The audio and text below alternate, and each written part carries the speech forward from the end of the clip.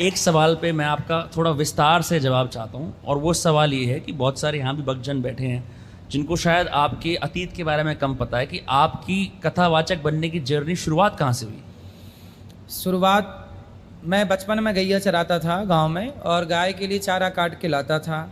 फिर गैया चराते चराते मैं जब जाता ना गैया चराने, तो गीता लेके जाता था, और मैं अकेले पेड़ पर चढ़ करके ना और गीता गाया करता था, श्लोक गाता था। ये आपको किसी ने सिखाया था? आपके माँ बाप ने सिखाया था? उस समय तक तो कुछ नहीं, पूरा बता रहा हूँ मैं। ये तब की बात है, ये 2001, 2002, 2003, 2004, 2005, 2006, ये तब का दौर जो मैं बोल रहा हूँ, है ना। 1999, 98 ये दौर था जब मैं गाय चराता था। तो जब गाय चराने जाता था मैं गीता सुनाता था, भजन भी सुनाता था सबको क्या कोई था ही नहीं सिवाय गाय के तो गाय सुनती और हम सुनाते। फिर हम 2006 17 जुलाई को वृंदावन पहली बार आए पढ़ने। मेरा जन्मभूमि जबलपुर के पास मध्य प्रदेश, रेवझा गांव है। फिर यहाँ पढ़ने आए, तो यहाँ पढ़ने के बाद फिर भागवत की कथाएं स्टार्ट हुई, और भागवत जी जब हो गई शुरू, भागवत कहने लग गए, लोगों को समझाने लग गए। उसके बाद हमें समाज की एक स्थिति दिखाई पड़ी कि लोग भूखे हैं, भरपेट लोगों को, कुछ लोगों को भोजन नहीं मिल रहा, गरीबी ज़रूरत से ज़्यादा है। तब मुझे लगा कि इन गरीबों के लिए एक अन्न क्षेत्र चालू करना चाहिए जहां बना बनाया भोजन इनको मिले और ये रोज़ आके प्रसाद पाएँ। तो आज गौरी गोपाल में एक ऐसा अन्न क्षेत्र चलता है, सुबह से शाम तक 30,000 लोग पर डे भोजन करते हैं निःशुल्क।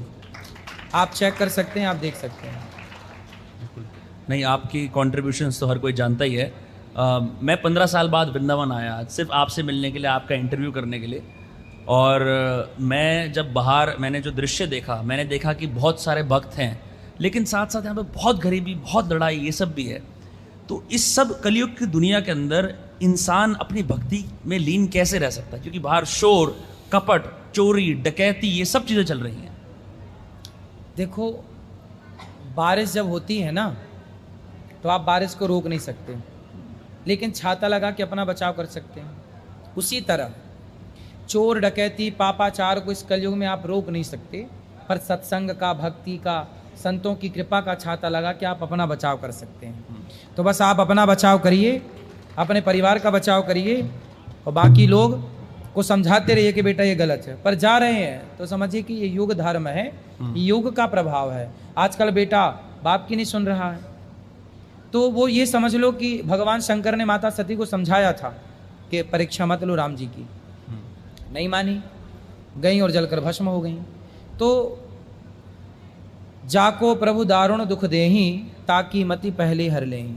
जिसको ईश्वर दुख देना चाहते हैं उसकी मति पहले, जब नाश मनुज पर छाता है ना, पहले विवेक मर जाता है। दुर्योधन को समझाने गए तो थे श्री कृष्ण, कुछ नहीं हुआ, कहाँ माना। जब भगवान की बात नहीं मानी, क्योंकि उसके सिर पे नाश था। जब नाश होगा तो भगवान की नहीं सुनी, तो जब नाश होगा तो आपकी हमारी कौन सुनेगा? वो नाश है। लेकिन नाश नहीं है तो ईश्वर हमारे द्वारा समझाएंगे, आपके द्वारा समझाएंगे, तो हम आपकी बात मान लेंगे। मतलब ईश्वर, आप समझ गए ना मेरी बात, तो समझ लो कि भगवान आपको समझाना चाह रहे हैं, और आप नहीं समझे तो समझ लो कि नाश सिर पे लटक रहा है, इसलिए आप नहीं समझ रहे। एक दो कंट्रोवर्शियल सवाल मैं करना चाहता हूँ, क्योंकि आपकी रील्स और शॉर्ट्स सोशल मीडिया पे इतनी प्रसिद्ध हैं, हर कोई आपकी वीडियोस देखता है, आपके करोड़ों में सब्सक्राइबर हो चुके हैं, जहाँ जाओ इंस्टाग्राम, यूट्यूब, फेसबुक, हर जगह आपकी वीडियोस आती हैं, आपकी इतनी प्रसिद्धि है। लेकिन पास्ट के अंदर वैसे भी बहुत सारे गुरु रहे हैं। इस देश से एक महान गुरु निकले हैं ओशो के नाम से। आपकी विचारधारा शादी को लेके एक है, उन्होंने तो शादी को इनकार ही कर दिया। उनका मानना यह था कि शादी एक फालतू की चीज़ है। आपकी इस पे क्या राय है?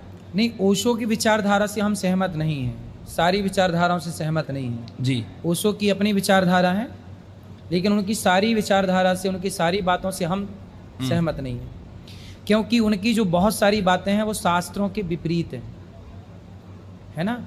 और शास्त्र, वेद प्रमाण है।